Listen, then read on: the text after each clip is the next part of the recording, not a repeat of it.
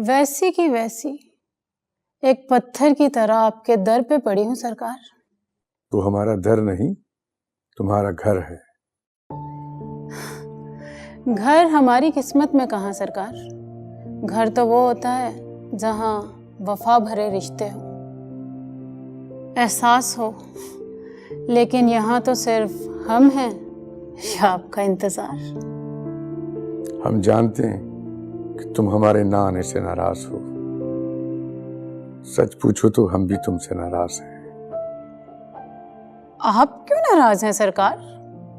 हमने अपनी कोई बात तुमसे छुपाई नहीं, मगर तुम अपनी चीजें हमसे छुपाती हो। आपसे छुपाने के लिए हमारे पास रहा ही क्या है सरकार? है एक चांद। चांद? हाँ, जिसकी चांदनी हर रात हमारे तन बदन में आग भर देती है।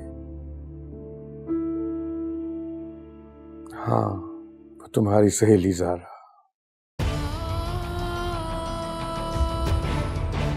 ज़ारा? ज़ारा का नाम सुन के कांप गई ना तुम्हारी आवाज। सच पूछो तो जब हम भी उसे सोचते हैं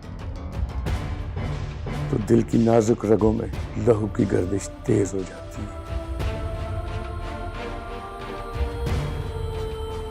हम उसे पसंद करते हैं, किसी तरह उसे लाइन पे ले आओ। कुछ वक्त तुम्हें खुश कर देगा।